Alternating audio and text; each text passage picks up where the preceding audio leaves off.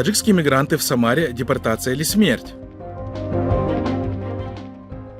Призрак Каримова. На журналиста BBC оказывает давление узбекская милиция. Отопительный сезон в Душанбе. Погибла целая семья. В Самарской области России таджикским мигрантам был выдвинут ультиматум: если они откажутся участвовать в войне в Украине, их ждет депортация, сообщает радио Азади. По данным издания, обращение от властей региона к постоянно проживающим в области таджикским мигрантам передал глава общественной организации «Региональная национально-культурная автономия таджиков Самарской области» Суннатулло Назриев.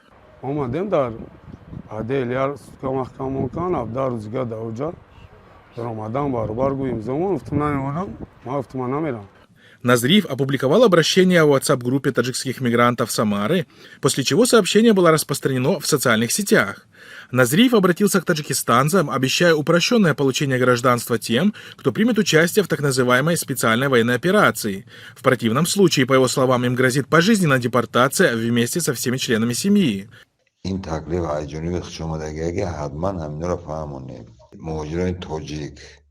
گرزنی رسیان ای بیسمان تو شاسولارا کدومی هست مرحمت رفته روی خطی برای رفتنی کنترکت کنن اگر همین کار نشود یکم مرد سر میکنه ریده.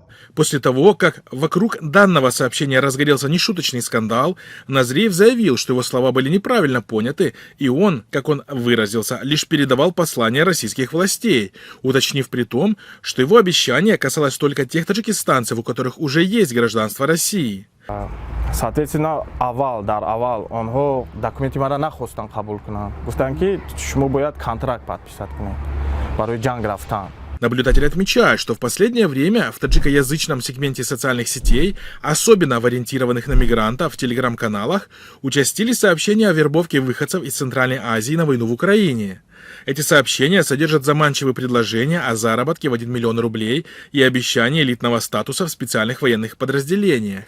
Например, один из таких рекламных постов в канале «Мигранты. Все как есть» звучит так: «Срочно успейте получить 1 миллион рублей и попасть в элитный полк Московской области».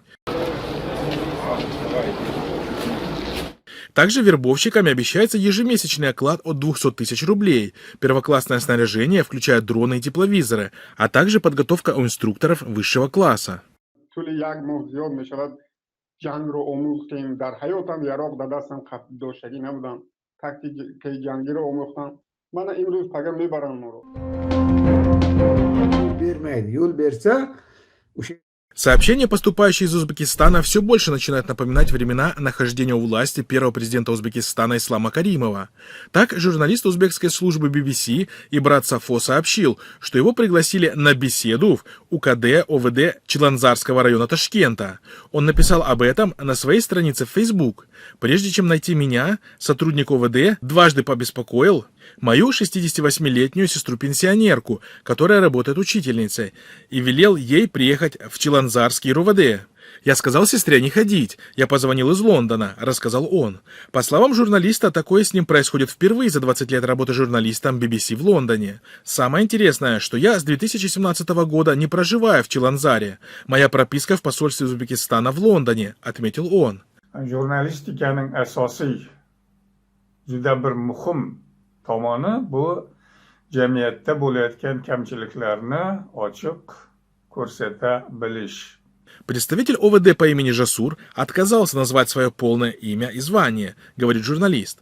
Сотрудник сослался на поручение некоего Центра мониторинга СМИ при администрации президента по поводу недавней публикации Сафо в Фейсбуке с негативной оценкой ситуации в Узбекистане.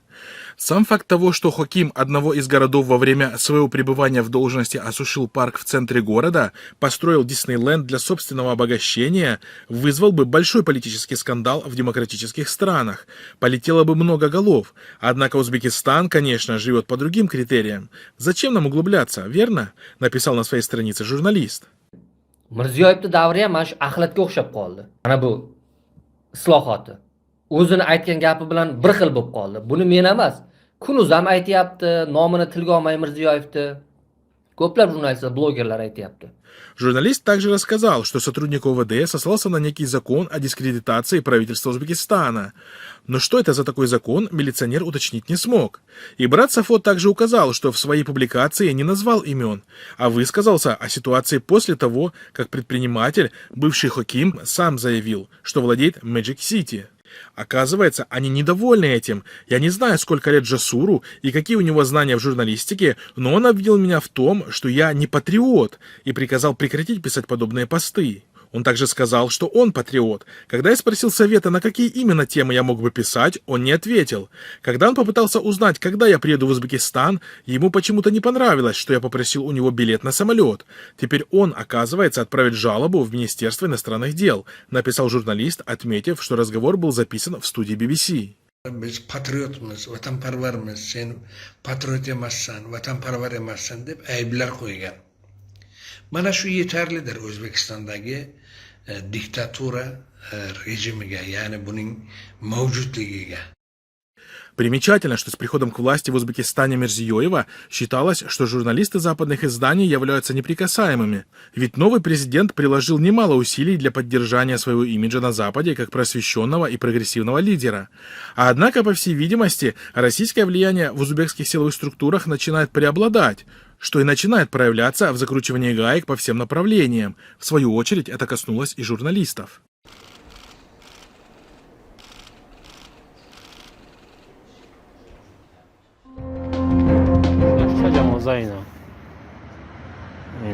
В ночь с 27 на 28 февраля 6 членов одной семьи скончались от отравления угарным газом. Как сообщили Азия Плюс в Комитете чрезвычайных ситуаций Таджикистана, трагедия произошла в частном доме в районе Фирдауси города Душанбе. Отцу семейства было 38 лет, матери 37 лет, детям 11, 9, 8 и 6 лет, сообщили в ведомстве. По информации управления КЧС по району Фирдауси, семья отапливала свой дом печью с использованием угля. Погибших только к полудню 28 февраля нашли соседи, которые сообщили в соответствующие органы. مشکلان است که کودکان ما میمیرند از خنکی لرزیده میمیرند مشکلان است که عین حال پدران با خواطری آن که مبادا یگان کودکشان از خنکی نمیرد تمام کورپه و بالشت داشته خود را بالای فرزند خود میپرتایند و شب را در تار سری فرزندان خود روز میکنند. Тем временем в социальных сетях возмущенные таджикистанцы обвиняют в произошедшем власти страны, ведь необходимость топиться углем возникает в связи с постоянными веерными отключениями электричества в зимний период. Барки Тоджик, смерть этой семьи на вашей совести. То, что уровень воды в ГЭС опустилась, это не оправдание. Где ваши факты или отчеты лаборатории о снижении уровня воды? Пишет пользователь Фарук Фред. شنبه زندگی داریم در اگه نوحیای دوردست باشه میگن که ما در قشلاقیم نه که میخواد خیلی دوشنبه شدی لیمیت خود 5 روز زیاد شد که لیمیت داریم هر روز میکشن ما را هر روز در تاجیکستان Веерное отключение электричества происходит в Таджикистане каждую зиму, в особенности в ночное время, когда электричество нужно людям больше всего. Сколько бы гидроэлектростанций не открывалось в стране, какие бы обещания ни давал Рахмон, люди в Таджикистане до сих пор вынуждены жить в первобытных условиях, готовя пищу и согреваясь огнем. Такой печальной ситуации больше нет ни в одном регионе Центральной Азии, хотя есть страны, которые имеют намного меньше природных ресурсов и возможностей, чем Таджикистан. Парадоксальным является то, что Таджикистан является экспортером электроэнергии в Афганистан и Узбекистан, в том числе и в зимний период, а в селах в это время дают электричество по 5-6 часов в сутки. Прокомментировал ситуацию таджикский блогер Абдулла Аббосов. زنگ بزنه میگن که خیلی آورش لگی اینش لگی وش لگی خیلی چی بخونه میشه ده. Напомним, что Таджикистан существенно нарастил экспорт электроэнергии именно этой зимой. Так, например, таджикское статистическое ведомство сообщало, что только в ноябре 2023 года было экспортировано электроэнергии на сумму свыше 1,9 миллиона долларов США, что на 46% больше по сравнению с тем же месяцем в предыдущий год. Причем в ОАО «Барки Тоджик» ранее утверждали, что экспорт электричества в Узбекистан осуществляется только в летний период, а в Афганистан поставки в осенне-зимний сезон будут осуществляться в мизерных объемах, исключительно для сохранности инфраструктуры. اگر ما برق نداشته باشیم تاجیکستان برق نداشته باشه من خاموشم همه ما خاموش میستیم میگیم که ها برق نیست اما میبخشید تاجیکستان برق استحصال میکنه دیگر سال 96 نه برق استحصال میکنه تاجیکستان